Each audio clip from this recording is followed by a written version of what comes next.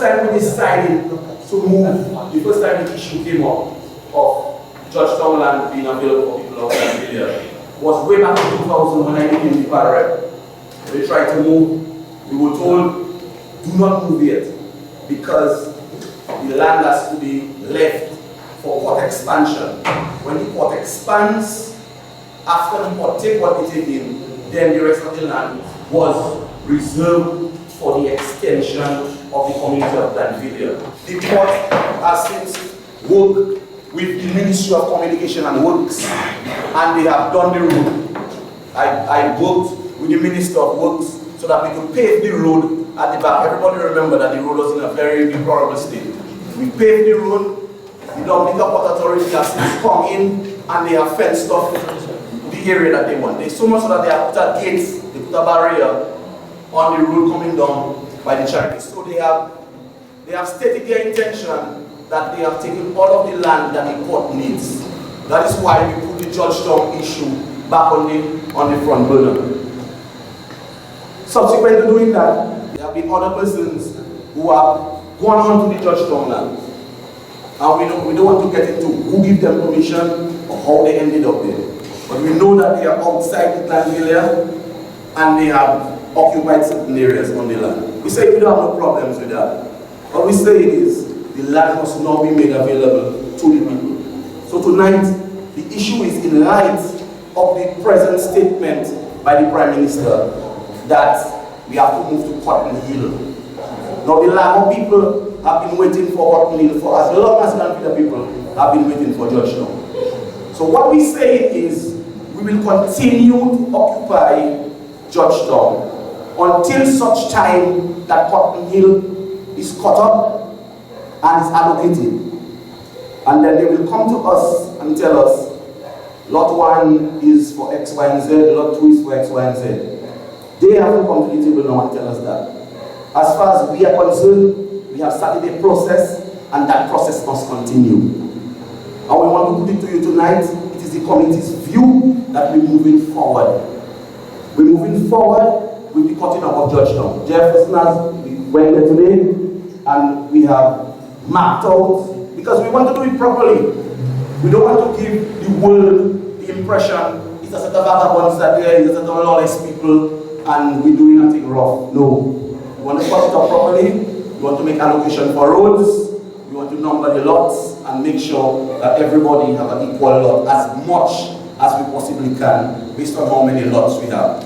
Apparently on Thursday morning, the Prime Minister gave me a call. He actually called my phone about roughly 3 times. But I don't normally answer private calls. The number was private, so I didn't answer the first time, I didn't answer the second time.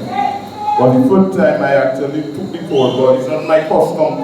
Anytime your number not showing up, I don't normally answer, but I figure, well, that person is desperate. So I took the call. So he called me comrade as normal. And he addressed me as being the strong leader. Right? So we had a conversation. And he actually told me that the move we actually made wasn't a wrong move. Right? He said that after a period of time, you offer somebody something and it's not happening, like people become impatient and they would actually take things to their hand. He told me he never condemned, he saw us on the television and he never condemned our movement because we was actually peaceful and whatever. But he told me the only problem that he has is that most of the land was already allocated to different people, and what is left there is not much. So the amount of people occupying at that time there, you don't believe that everybody will be able to get a lot there. So he gave me an offer. He told me that I can give you an offer. I can offer you Cotton Hill, which of course, if you agree that he can make the surveyors available because he's going out of state. He told me that he was going out of state on Friday. Right? He would have called me Friday morning to get my response. Right?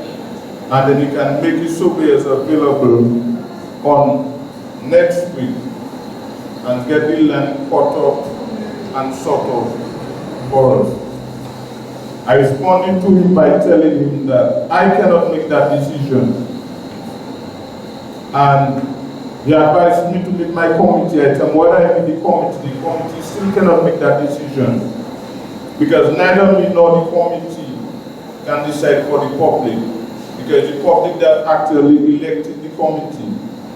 So whether the committee meets, we would still have to meet members of the public. He told me that he would have called me on Friday morning. He never called me on Friday morning. The next thing I heard, a few people calling me on my phone and telling me, if I hear what is happening, the Prime Minister is having a press conference, and he's saying that he spoke to his friends in Glanville and they agreed to go to Cotton Hill. And I tell you, I'm very disappointed about that statement. Right? Because nobody agreed. Right? As he told me, go to my committee. And even when I met the committee, we left, the committee was disagreed totally. So if he had called me on Friday morning, I would have clearly told him that the committee is in total disagreement with Cotton Hill. Because what the committee said that is a delay tactics, right? And whatever we have, we would hold on to it to lend us their support. But the young people, more than ever before, must be more aggressive and prepared to face what is to come. And this time, what we are saying, we are not letting go. We're not giving up. We're not going anywhere. Whatever is there, whatever is left, we're holding it down. And we're not going to let the Prime Minister of Dominica, which we love so much and we support so much, to dictate to us what our rights are. We know what our rights are. And we're going to stand up with love, we respect him, but we defend our rights. Right? And the other guy, not even calling his name, the guy Portland, the kind of a fella Portland, right? That continue to walk and destroy the youth of Glanville. We're going to stand in his face and show him that he can go all over the world and campaign that the Glanville people will not get the land, but we'll show him his face, we will have it. Don't cross the line. Honorable Reginald Osh. And he called us some very insane names. On the record, he called us assholes. He called us fools. And he said that the land is, we're not worthy of it to go first. So do you consider yourself as such? Do you consider, do you agree to continue being disrespected? No. I have always been a supporter of the Dominican Labour Party, but I was still very disappointed in the way the PM handled the situation. Even knowing that he had a committee, he didn't even make the effort to meet with the committee before he actually made, and I consider that a decision. We put the Prime Minister there. He's the leader of the country, but not the owner of Dominica. We Dominicans are the owner of our country. And I am going through today, if you decide to step back, our country will be taken by Venezuela, Chinese, and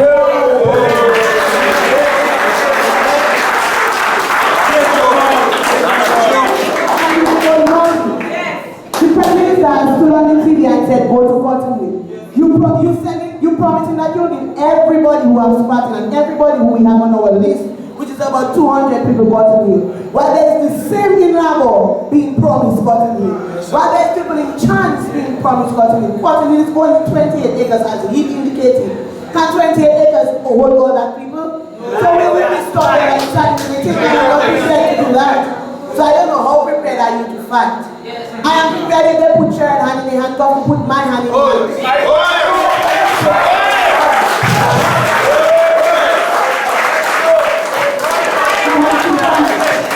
Not for ourselves, for our children, for our grandchildren. Right. We deserve development. We have got to become Labour Party for over 52 years. And Portsmouth constituency has been one of the most neglected constituencies in Dominica. Whatever they have been doing, squeezing the balls of our power, I thank God that He has waken up from sleep.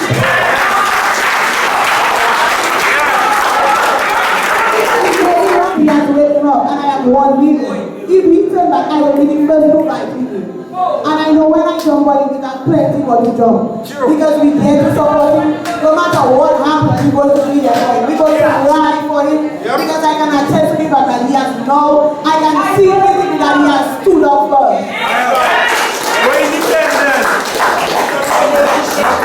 I believe for a party who we have supported dearly for so long, we have been disrespected by the party.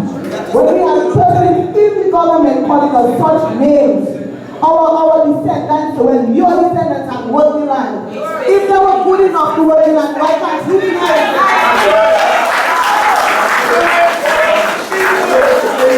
And we have to fight. And we're going to fight. We may not have the finances, but we ought to fight. And everybody has to come out. Imagine I was talking to somebody in Lago about that. If you know their remarks to me, Rosie died. Yes. So Rosie died, which clearly means that we died. So I know for you. And we destroyed together. You know, we have suffered too long. We have suffered unemployment.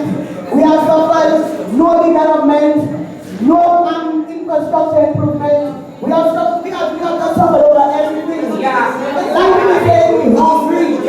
When you open your cupboards, you know that you open your cupboards, then it's a totally different thing. When we want to eat, $4.9 million allocated, 2 acres for renovation of the roads, and look at ours. It is not just about the land, it's about everything. And people, we ought to take it back. We take everything that we have not got in the last 20 years.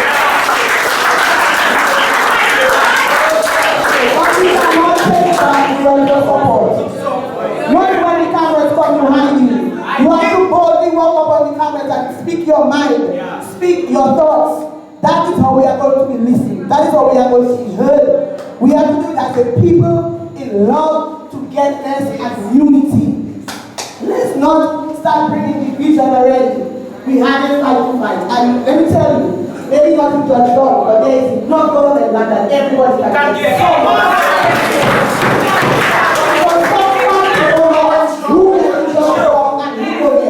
They send us company, the rest of the way there will get to judge us. But it's hard enough. You have voted, I have voted, we deserve. Enough constituencies have benefited and we have not. Not our time. I have monitored young people, those of them that are still sleeping, go and make them up. It's not just for ourselves. It is for the development of our future.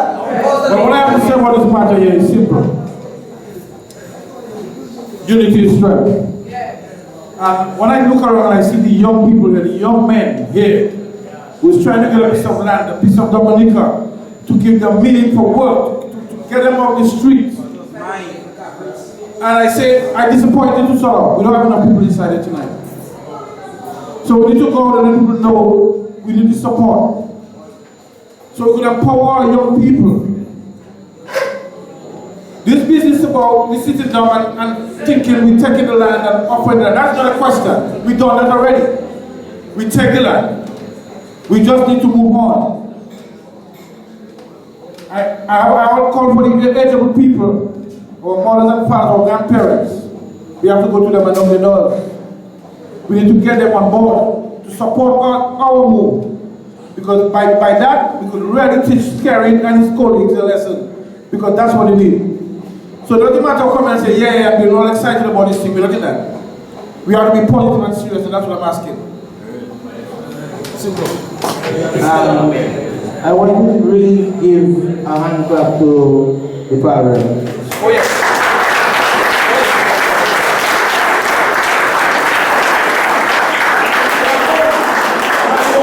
Because representation is a very powerful word. Representation means that the population of 5,000 now, the population of 10,000 to come has to go for someone that is parent. And the parent has shown that he is willing and ready to stand with the people. And that is very important because not only for today, but for 10 years to come. And today I said to him that I am 34 and I was not here 200 years ago when slavery was abolished. But I could imagine today when I see JJ coming and walking as if he was on a job site for AC engineering. I know.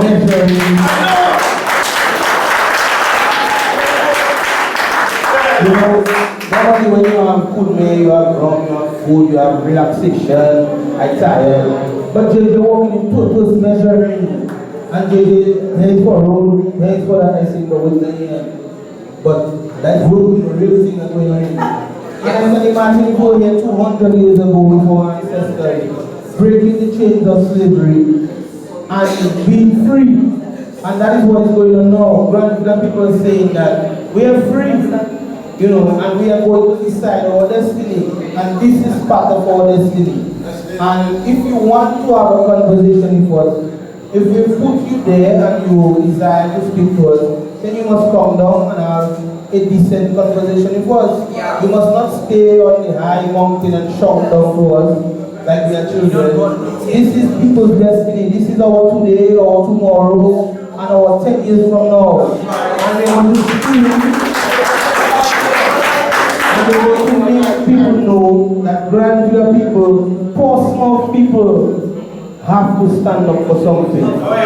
As mayor, when you give a speech, you speak about the lands in Portsmouth, you speak about the Indian River, you speak about the community, and you speak about the people of Portsmouth. Because you, as a young boy, you've heard about the people of Portsmouth, and you've heard that people of Portsmouth have stood up, and you've heard that Portsmouth people have blazed the trail and done so many things.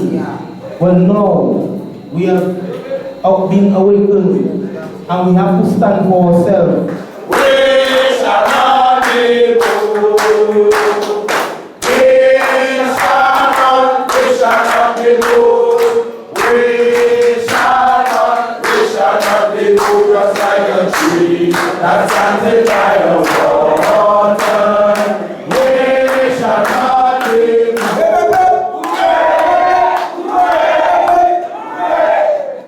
Going through the copy, which I must tell you, is still not the updated copy of the general plan. We could see that there were some lands allocated for some petrol castle. There was also some land allocated for some ICT institutions. That ICT and that petrol castle comes under the portfolio of one minister. Reggie. Apparently, that same minister is referring to us today as the donkey. Let's go for it. Alright? We have a crazy team living all the way south and coming and occupy lands right there under our nose. That same crazy team is saying the land is too good for us. Too good for us. People look at the life that minister is living. Look at the life that crazy is living. And we hungry. They have their own agenda and they are all for themselves. Alright? Our lovely PM comes on the media and I will not quote his words for you. Alright? I will not quote his words for you. In my humble opinion, what he did is spit in our face. Because you and I know very well that we've stood by the Labour Party all our life. And right now, for you to say that we need to move to Cotton Hill, and that if we stay there, under that minister, and if we stay there, we're not going to get light and water. We are already prepared to victimize us.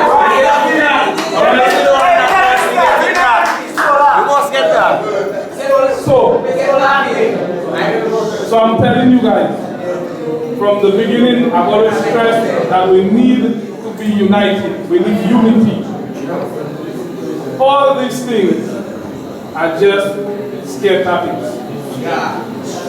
Our lovely peers, his level of psychology is way higher than probably all of us here put together. Not mine. And when he sent out that message, what he wants is for us to get divided, for us to start to take drastic measures that will call for the law to intervene. We're not doing that, right? I'm calling to you all. We're not going to burn tires. We're not going to create a revolution. No, we're not blocking the road. But we're going to continue and send a clear message. And as we started today, we are going to do our subdivision. If we have to do it on our own. Oh, yes. But we're not moving. Alright?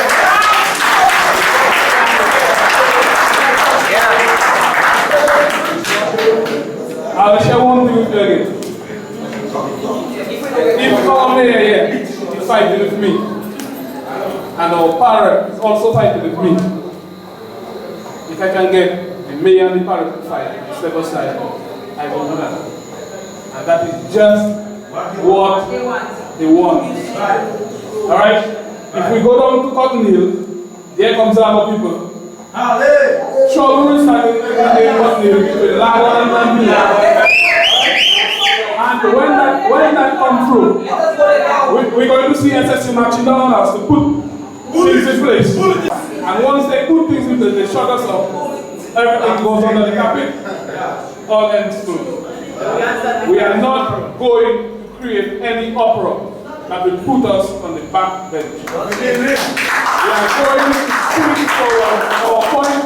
We're going to send out our message. We are here. We are not moving. We shall not